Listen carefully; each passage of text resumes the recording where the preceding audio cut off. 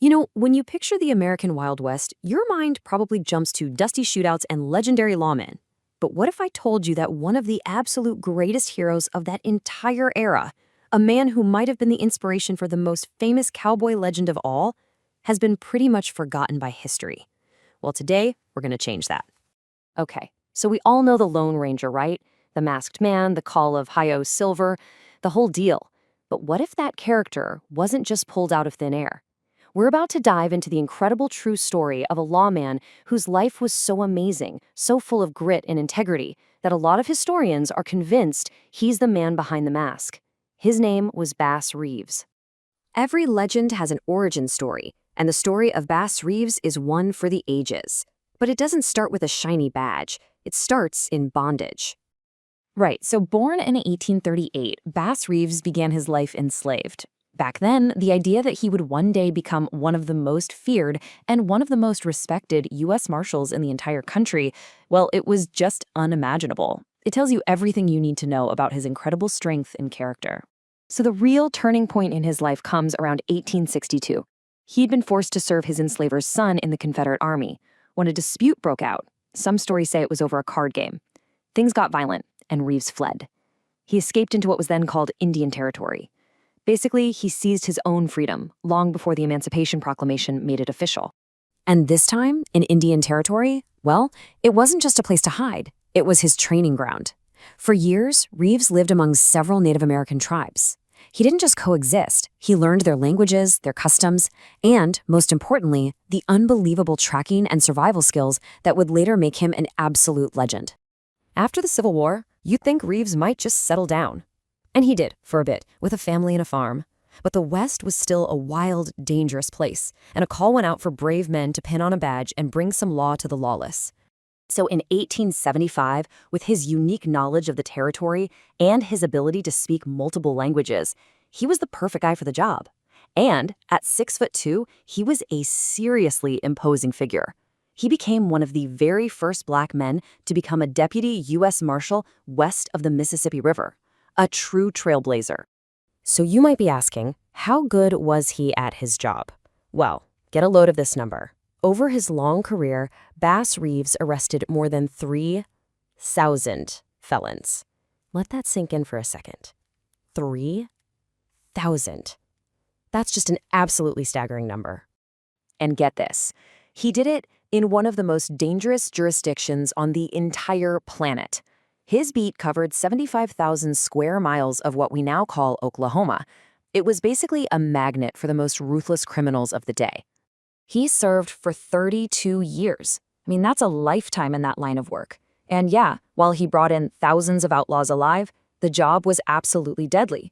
He was forced to kill 14 men in the line of duty, and every single time it was ruled self-defense. And listen, we are not talking about petty criminals here. He was going after notorious outlaws like Belle Starr and hardened killers like Jim Webb. Reeves was facing down the most dangerous people in the territory, day in and day out, and he always got his man. But here is the part that just blows my mind. For all the gunfights, for all the ambushes and showdowns, Bass Reeves was never once hit by a bullet. Think about that. His hat was shot clean off his head, his belt buckle was shot right off his waist, but the man himself, he seemed invincible. Just incredible. But being a great lawman isn't just about being tough or a good shot. It's about integrity. And Bass Reeves was about to face a test that would push his commitment to the law to the absolute breaking point. The single most dangerous, most difficult warrant he ever had to serve, it wasn't for some notorious gunslinger or a legendary bank robber. No, it was for his own son. So the story goes, a warrant was issued for his son, Benny, who was charged with the murder of his own wife. As you can imagine, the other deputies, they were hesitant. No one wanted to take on that job. But Bass Reeves insisted. He said it was his duty. He tracked his own son, arrested him, and turned him over to the court. Benny was later convicted and sent to prison. I mean, can you even imagine having to do that? Now, there is a small bit of redemption in this heartbreaking story. After serving 11 years, Benny was released from prison. And by all accounts, he was a completely changed man and lived out the rest of his days as a model citizen. It's a small comfort in what is just a devastating chapter of Reeves's life. A man this extraordinary, his story couldn't just fade away. After his death in 1910, the stories about him just kept growing, and slowly but surely, the man began to transform into a myth. He really did transition from a living, breathing lawman into this larger-than-life figure, a true symbol of justice on the frontier, now literally immortalized in bronze. And that legacy, which for decades was kind of ignored by history books that tended to overlook Black heroes, is finally being celebrated. We're talking bridges named for him, incredible statues standing in his honor. He's been inducted into halls of fame, finally, getting the recognition he so obviously earned. Which brings us right back to where we started, doesn't it? The historian Art T. Burton, who literally wrote the book on Reeves, makes the case pretty clearly. Think about it.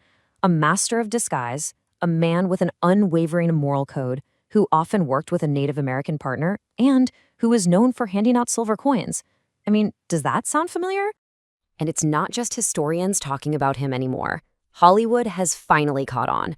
From big-budget dramas like Lawman Bass Reeves and Watchmen to action-packed movies like The Harder They Fall, the story of Bass Reeves is finally being told to a whole new generation, cementing his place as a true American icon. The life of Bass Reeves, a man who pursued justice without fear and without favor, even when it must have absolutely broken his heart, it really makes you ask, what does it truly mean for justice to be blind? His legacy is so much more than just a cool legend. It's a powerful standard for all of us to think about.